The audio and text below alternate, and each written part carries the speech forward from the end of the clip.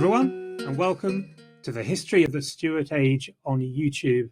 Essentially what this is the History of England podcast at a Gallop throughout the Stuart Age on YouTube. What are we going to do today? Well, today we're going to talk about the dawn of the Stuart Age. So I'm going to give you a bit of context, essentially. We're going to get to James.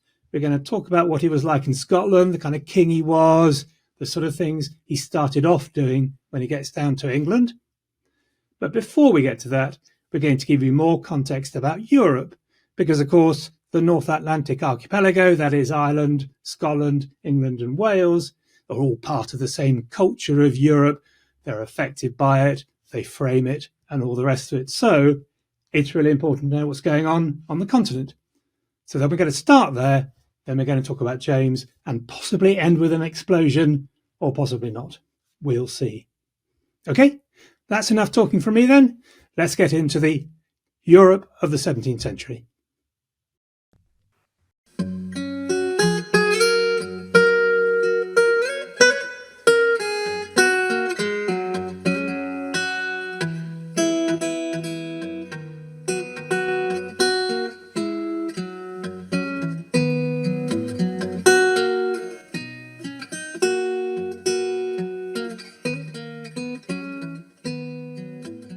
The 17th century in Europe, I suppose, might be most signally marked by the continuing Renaissance, the Reformation, and the continuing struggle for mastery between Imperial and Spanish Habsburgs and the French Valois.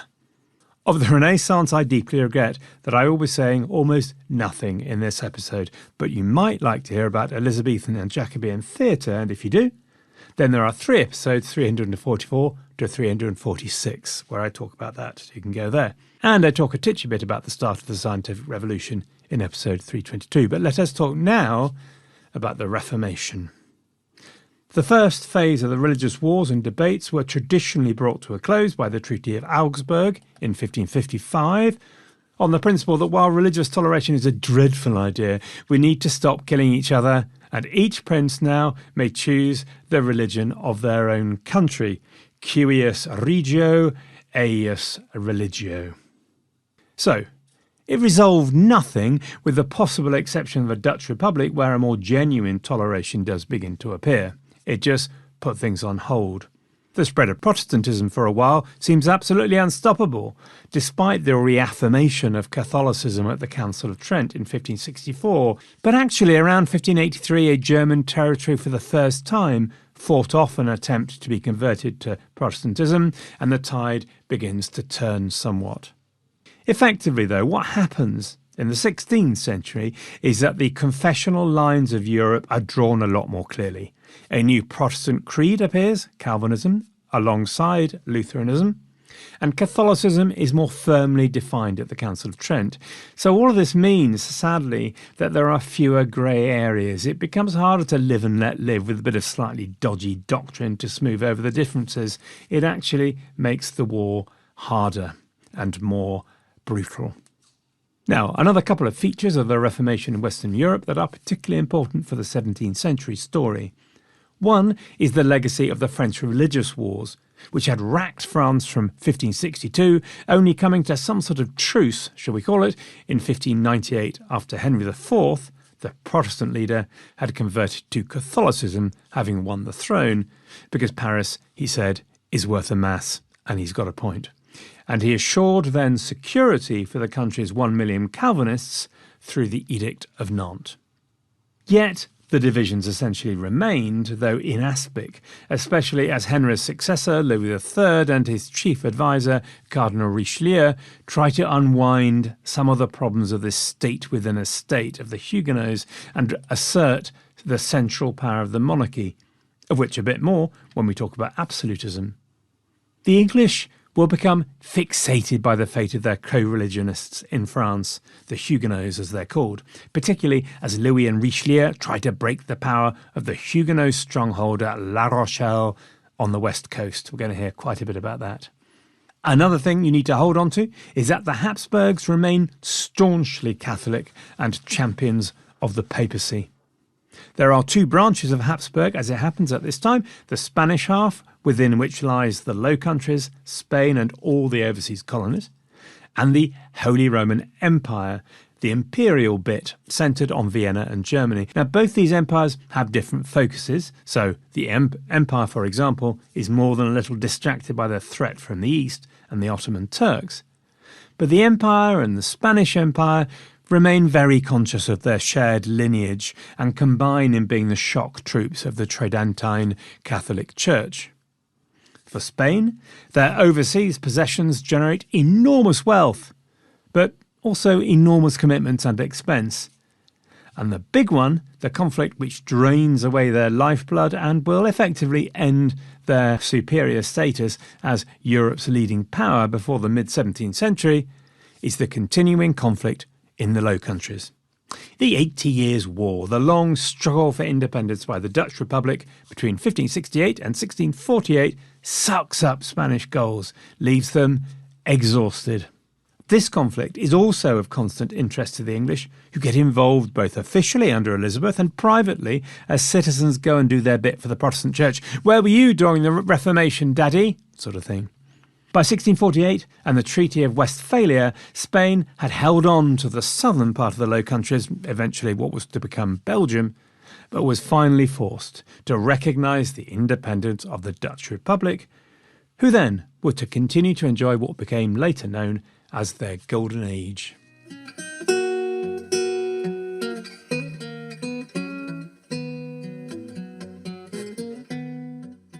All the religious controversy resulted in the catastrophic conflict known as the 30 Years' War. Now, I think it is fashionable to poo-poo the idea that this is a religious war, and which is a fair point, because it is as much about other things as it is for religion. The Dutch struggle for independence, the Habsburgs trying and failing to assert centralised control over the German princes in the empire, and a continuation of the good old traditional struggle for dominance between Valois and Habsburgs. So, when it seems that the Habsburgs are sweeping all before them in 1635, the Catholic French monarchy intervenes on behalf of the Protestant German princes in Sweden. Now, you can hear more about the 30 Years' War in episode 324A with Zach Tomley and myself having a chat about the brutal death of millions of Germans. So, let me just note a few things. Although we recognise it was not simply about religion, for many at the time, it was absolutely very much about religion.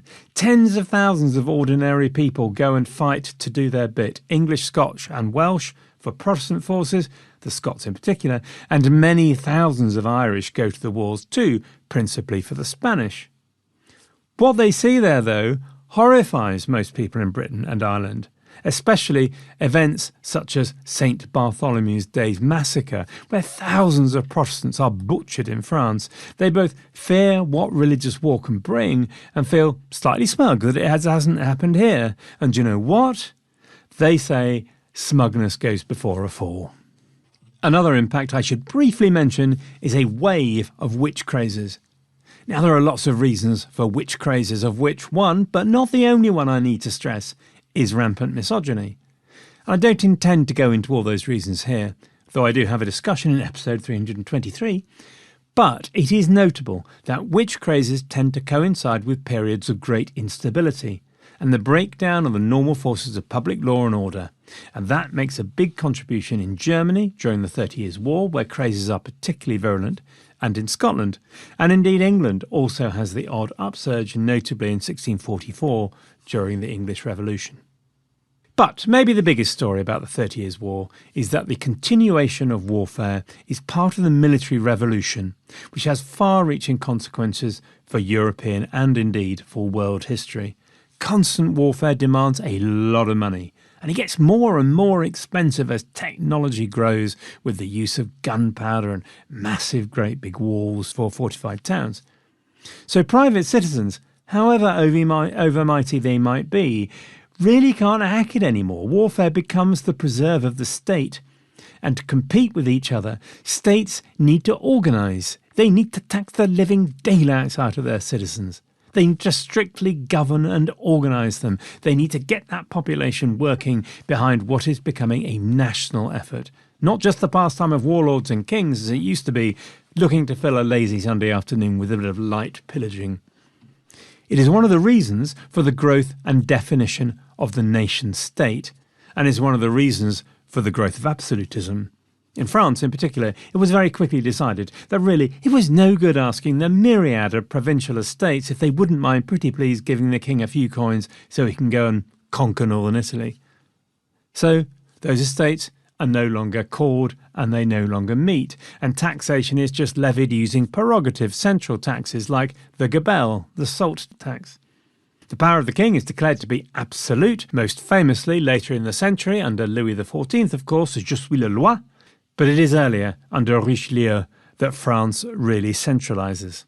It's worth noting, not all the states of Europe take the centralising absolutist approach. Look at Switzerland, for example. But most of the big boys and girls do. France, Austria, Spain. From over the channel to the Stuart kings, he looks mighty attractive, of which more later. That's all I'm going to say about the growth of nation states. There's more in 323 and a survey of other nations and their histories, but I think we've done enough for now. So, to summarise, constant warfare and destruction, religious strife with confessional lines now strictly drawn with little space of flexibility, the rise of the centralised absolutist nation-state.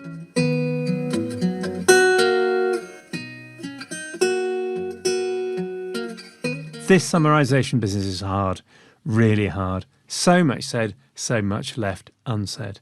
But, never mind, let us cross the oceans back to home. But not to England.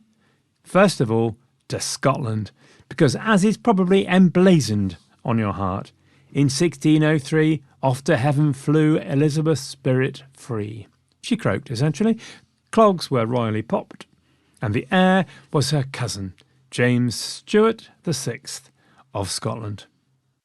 Jimmy 6 and 1 has what I believe you might call an interesting life. Born at the age of 0 in 1566, as soon as he became aware, he would have spotted the absence of his mother, because Mary, called Queen of Scots by the English so as to differentiate her from all the other Marys who were legion, was incarcerated in an English gilded cage. I cannot, of course, go into Jimmy's Scottish careering in any great depth, but he'd be 37 by the time he arrived in the land of lardy cake and the free, and so come with some attitudes already hardwired in. He had been tutored rather harshly by a Scottish academic of European renown, George Buchanan. George was a foremost exponent of the idea that kingship was a contract. If the ruler had got the wrong religion, then he could be removed by the people.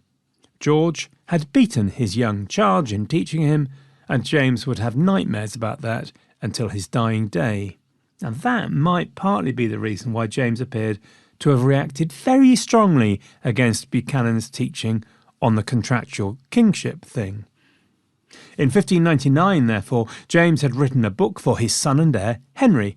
It was called Basilican Doran, a royal gift, and it's sort of a manual for kinging.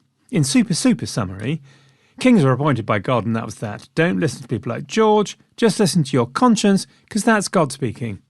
Now, fair dues, kings had a responsibility to rule well, but if it turned out they were in fact hideous, smelly tyrants with a passion for milk and alcohol, then as a subject all you could do is lower your head, grin, bear it, and hope it would all be over soon. James was a very clever man, and the story of his reign is that in most things he knew where the line was, and that stepping over it, even if you did have the green light from your maker, was not sensible always.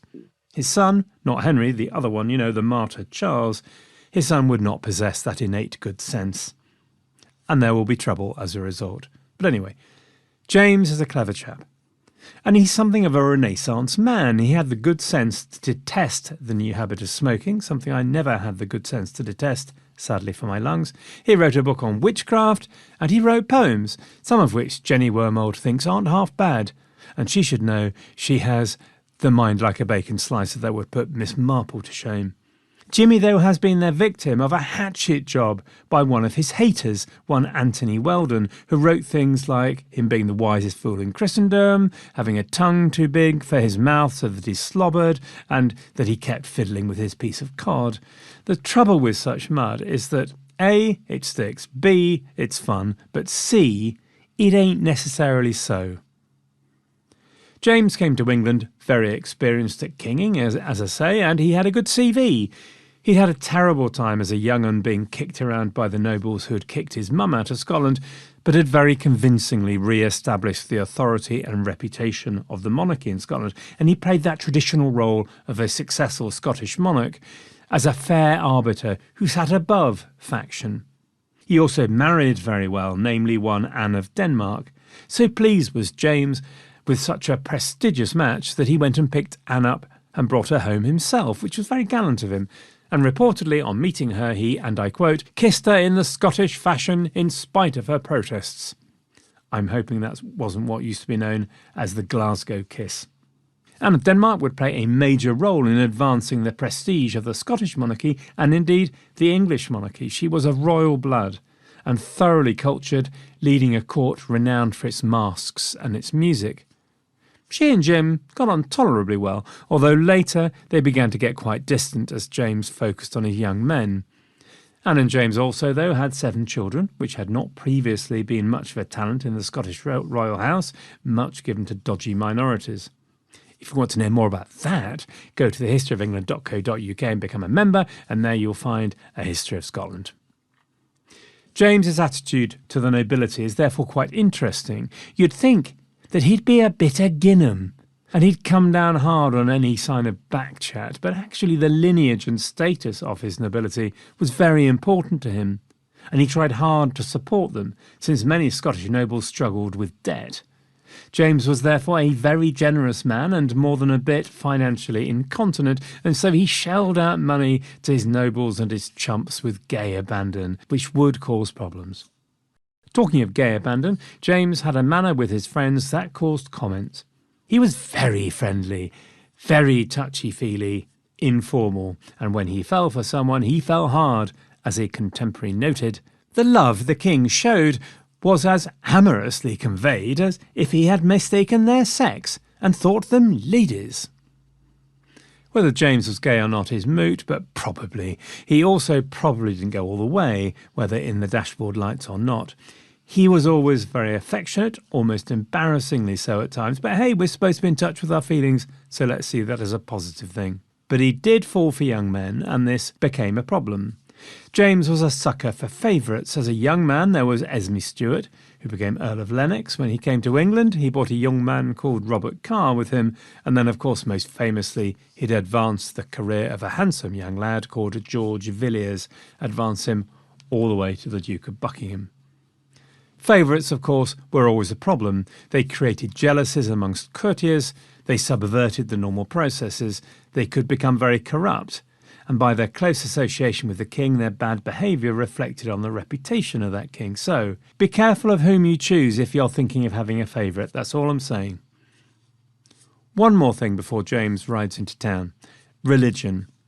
James was a good Protestant, raised far away from his mother's Catholicism. However, he was not really fully in tune with the very, very Calvinist Kirk of his home country. I mean, I don't think anyone could be more Calvin than Calvin, but Lord, Knox and Melvin and the Kirk tried, especially in southwest Scotland.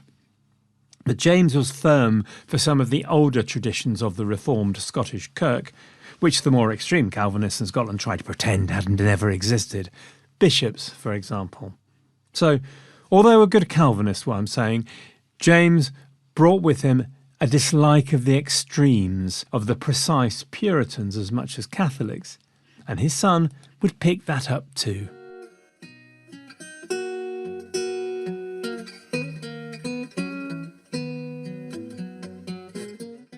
Okie dokie, let's have at 1603 then.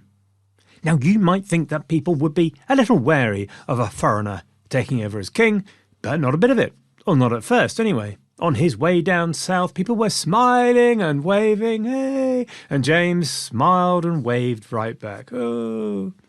He could not have been more pleased at his reception. However, whether he knew it or not, he was raising expectations. As he passed, people pressed petitions into his hands. The godly wanted more church reform. Smile and wave. The Catholics, they wanted relief from recusancy fines and freedom to practice. Smile and wave. Now I can see what you're thinking. This is a king from a resolutely Calvinist country, and Catholics think they're onto a good thing? What are they like? Well, it's not as quite as balmy as it sounds. James has many admirable qualities. One of them was that he hated the idea of persecuting on the basis of religion. His reign compares favourably to Elizabeth's, with only 25 priests executed and for treason. I say only, and I know what you're thinking. Only, but this is the early modern age, everyone. Religious persecution was the European shtick. Even James's belief in witchcraft seems that it was becoming increasingly sceptical even before he came to England. But the Catholic was very soon to be disillusioned. One of James's less impressive qualities was his desperate incontinence with money. Desperate. And recusancy fines meant money in pocket. Persecution pays. "He who can't pray with me can't love me," he said shortly before confirming the next round of recusancy fines. The Catholic disappointment would be explosive. Nudge, nudge, wink, and without let or hindrance, wink. You know what we're talking about. In fact, church governance was one of the first questions to which James applied himself. In 1604 he convened a council to hear the pleas of the clergy, including those who wished for more reforms, to make the church more Puritan, and a group of those who wished for a return to greater ceremony, on the other hand. While the loudest voices came from the more extreme Calvinists, they were not the only voice, so let's talk about that just a bit, because it's going to come back time and again. The godly, as they were known, were looking for greater Protestant reforms, and the Scots, and some English, favoured an even more radical change, Presbyterianism. Presbyterians had looked very carefully through the Bible, and they'd noticed that there appeared to be no mention of bishops. So, bishops should go, obviously, and the church should be run by local elders, ministers and laity together in the community. On the far end of the other side were the followers of a very different doctrine espoused by one Jacobus Arminius. Arminius talked of the mystery of the sacraments, of the need for ceremony and decoration to celebrate that mystery, and he came dangerously close to the Catholic idea of grace, that by their actions people could earn their own salvation. Not everything was predestined. So let us call these people Arminians, because that's what they were called. This has absolutely nothing, could I just say, to do with the country Armenia or the people who live there, Armenians. Put that out of your mind. Begone, Armenia, Arminian, with an I in the middle, no E's. Now, on this Arminian versus Presbyterian versus Calvinist thing, I suspect that in every Christian church that ever existed there have been pressure, disagreements, disputes, and at times a full and frank exchange of views. This, after all, is not trivial stuff. This is about your immortal soul. The clever people steered a line, a compromise that none hated so much they felt they had to leave the church. This was the triumph of the Elizabethan settlement, a flexibility and width that was in itself a form of religious toleration. And James was quite good at that, although he'd get a bit more ranty about Puritans later in his reign. Until 1620 at least, he maintained the balance of appointments to key church positions, bishops in the main. There was an Arminian contingent in there, but the Calvinist theology and practice, which had brought the Church of England to the equilibrium it had achieved by the end of the century, remained, and unity with it. The number of separatists, Brownists or Anabaptists, as they were sneeringly called, were very few indeed. A contingent so small and so weedy you were quite safe to kick sand in their collective faces. That will change. Let me tell you, that will change. Anyway, now James fancied himself as a bit of an expert in theological matters, a bit like Henry VIII. And so he called together a collection of divines to make arguments about where the church was going and settle things once and for all. A group of radical Calvinists put the case for more Puritan reforms. One day they'd look back at this and wish for the good old days. The arguments went back and forth, to and fro, up and down, sideways and back, but James was unconvinced by the arguments and decided against them. Especially unconvinced by the argument of the Presbyterian element that bishops were not part of the early church, not in the Bible, and therefore were to be deleted. This is when James offered up his famous dictum, drummed into the furrowed brows of every schoolchild: no bishops, no king. Is this still the core fulcrum on which the English curriculum swivels, I wonder? And is there honey still for tea? It's important to unpick why. Not why there should always be honey for tea, although there always should be honey for tea, but why James and monarchs in general loved bishops, loved them so much.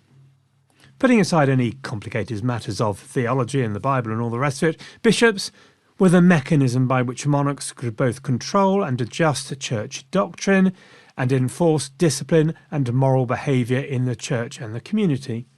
But bishops, and through them, every pulpit in the land, was also far and away the most effective communication method by which kings could reach their subjects. To lose control of that would be like losing a leg on which the monarchy stood. Many Scots believe that the church and state should in fact be completely separate, that the king should have absolutely no say in religious matters. James, and indeed his son Charles, would rather stick pins in their eyes, eat their own livers, do all sorts of hideous acts of self-harm to avoid that. The conference did make a few tweaks to Cranmer's glorious Book of Common Prayer, but one other major thing came from the 1604 conference, which would lead to a cultural masterpiece. King James commissioned a new version of the Bible in English. Now clearly I can't cover that while galloping, but you might take yourself to the second half of episode 338. 3 things though here about the Book of Books. Firstly, it is still William Tyndale's child. 82% of it was based on his words. Secondly, it is also a child of Old English. 90% of the language derives from Anglo-Saxon. And thirdly, little wrinkle, one of its earliest printings in 1611 was called the Wicked Bible because it had some critical typos, including the 6th commandment, which was rendered as "Thou shalt commit adultery." To her, Mrs. Now, when a new monarch rides into town, everyone gathers together and it is traditional to perform the parrot sketch. Well, in fact, it's more traditional to hold a parliament. In fact, it is a requirement. The new kid on the block needs to hear his subjects' grievances so they can rule well in accordance with the community of the realm and all that sort of good thing. One of the issues at this parliament was Britain.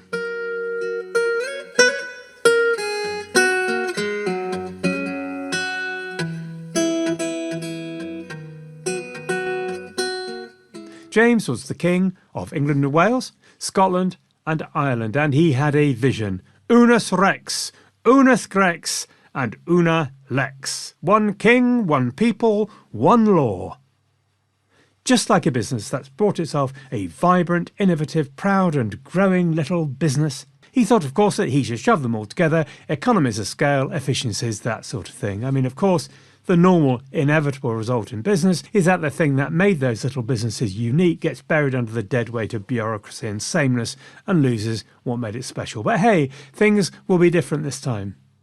This is my one piece of business advice, by the way, but you ought to know that no one ever called me David Business Guru Crowther, so do treat it with care. Anyway, James put it to his new parliament that he should henceforth be known as the Black Vegetable, that he should henceforth be known as the King of Great Britain, and told them to come up with a plan to make one kingdom, please. Everyone hated it. Neither English nor Scots wanted to see what made them distinctive swept away. In addition, the Scots feared they would become just the problems of England and lose their personal connection with a dynasty they thought to have ruled unbroken for 300 years and to be the core of their identity. On the other hand, in England, there was already a lot of resentment at the number of Scots dominating key positions around the king's household and the money being shelled out to them. James essentially thought he'd been given free rein of the sweetie shop, a nation vastly bigger and more wealthy than back home.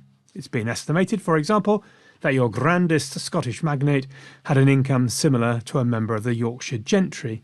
So, James set about eating all the sweeties and handing them out to his pals. He almost immediately made a gift to 3 of his Scottish lords of £44,000, 6 million quid in today's money.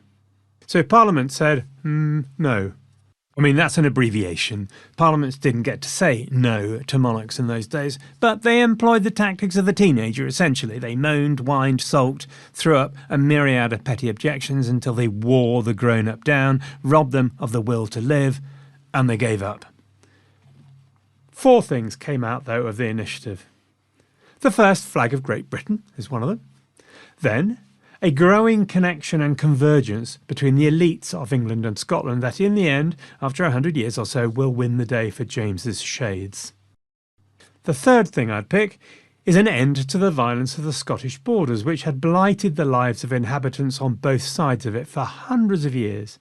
The Reivers had become a way of life, full of raid and counter-raid, clans and wardens on either side of the line, a local architecture you can still see in places, small stone basel houses with heavy stone and titchy-tiny windows built for defence.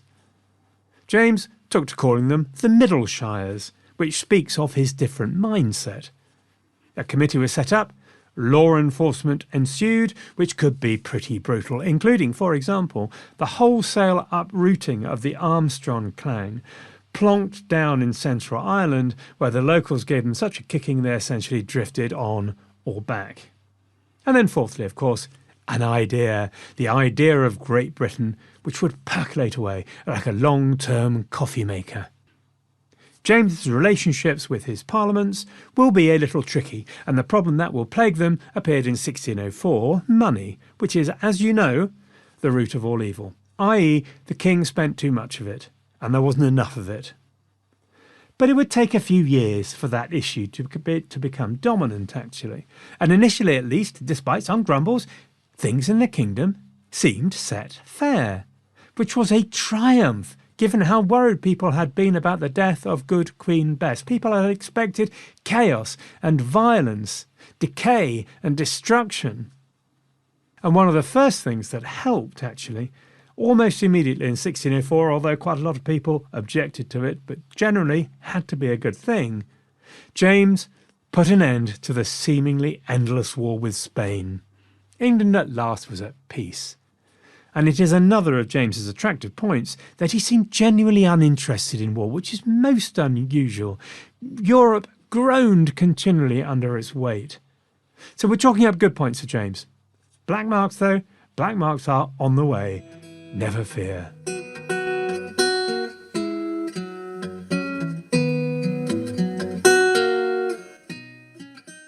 Back to those Catholics, then. James had proved a big disappointment to them. He'd confirmed the recusancy fines. He'd ordered all Jesuits and Catholic priests to leave the country on pain of death, and on top of that, the peace with Spain was a kick in the guts. The Spanish had walked away from the cause with no mention of toleration. And a group of radically minded Catholics, led by one Robert Catesby, decided they could not stand the prospect of yet another reign of all this. So, now I must remember the 5th of November, Gunpowder, Treason and Plot. And if you want a longer rendition, you should head for the second half of episode 328. So, here was the plan. In November, Parliament would reconvene after the recess. And not only would the place be stuffed with Protestant MPs, the horrid things, but also the king and his sons would be there, the little tykes. So, here's a plan. Why not blow the lot of them to smithereens? All 600 of them. Then they'd get their hands on one of James's daughters, Elizabeth by name, pop her on the throne, bring her up a Catholic, and we'd all live happily ever after. And to be fair, the plan seemed to be going pretty well. They'd rented storage apartments underneath the House of Parliament. They'd managed to stuff it with vast quantities of gunpowder, ready to blow on the big day. A few days before the balloon went up, or Parliament went up. A message was received by one of the MPs, who then passed it to Robert Cecil, Earl of Salisbury. As you tender your life, devise some excuse to shift of your attendance at this Parliament, for God and man hath concurred to punish the wickedness of this time. This was an unpleasantly scary note, but also unpleasantly non-specific. The night before the big day, a search was carried out of the rooms under the Parliament, and they met a terribly nice chap called Guido Fawkes down there. Nothing to see there, but just some faggots of wood. Salisbury, though, was on it and not convinced. He sent them back down again, and this time they happened to notice that under the faggots of wood was a vast quantity of gunpowder. But the news hit the streets pretty much immediately. Catesby and the conspirators fled, and on the 8th of November they died in a hail of bullets charging the soldiers sent to get them. Most people at the time were thoroughly delighted that the institution that represented the Commonwealth of the realm had not been blown up, and they lit bonfires and ate sausages, and that's what we still do every year. So, who says good cannot come from evil?